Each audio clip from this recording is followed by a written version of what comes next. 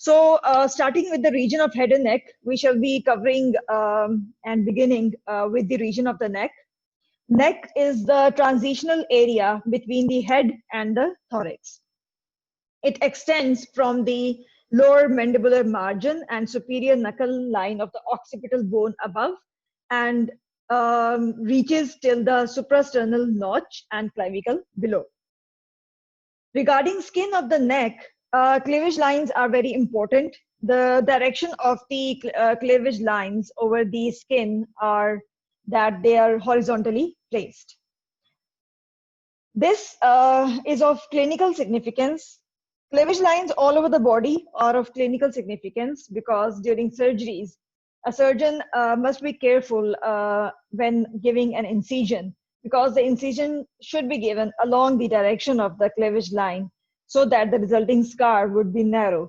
Whereas if the incision is given in the opposite direction of the cleavage lines, the resulting scar will be wide and heaped up. Cutaneous innervation of the neck region is that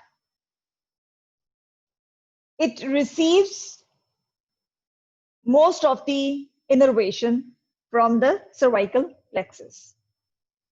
So starting with the lesser occipital nerve having root value of C2. Here in this diagram on the left side, you can see lesser occipital nerve arises from the cervical plexus.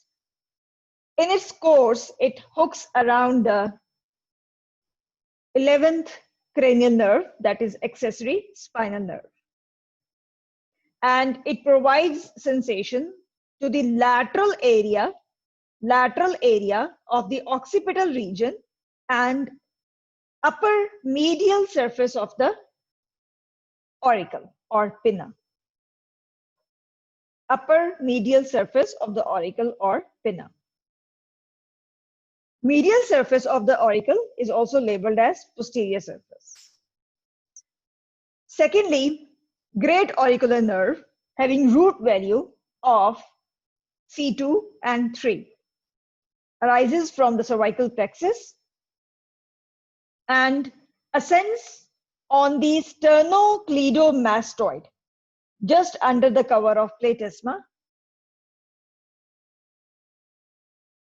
It provides sensation to the angle of mandible, skin over the angle of mandible, parotid region, auricle, including its lower medial part, and lobule and the region of the concha.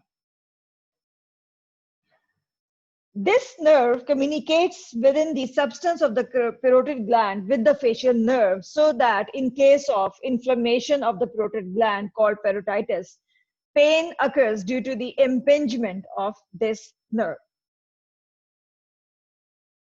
Next nerve is the transverse cutaneous nerve having root value of C2 and C3. It lies it runs away from the Erb's point horizontally, lying just over the sternocleidomastoid, arises from the cervical plexus, and it is also known as superficial cervical cutaneous nerve and cutaneous cervical nerve.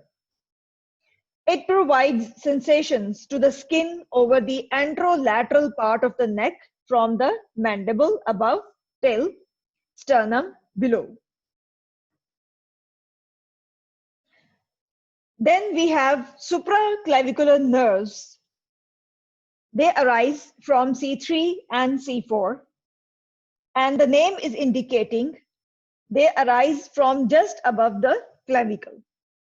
And soon after arising, they divide into 3 nerves: medial, intermediate, and lateral supraclavicular nerves.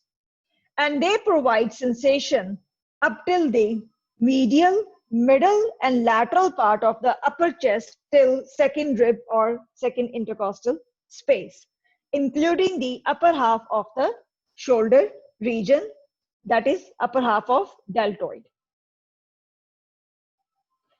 If you observe in this diagram over the right side of the slide, you will come to know that sternocleidomastoid makes up a very important landmark in this region regarding the various nerves arising from either its posterior border or anterior border.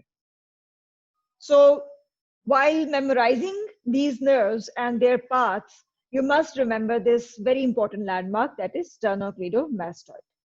So this was all about the cutaneous innervation of the neck region.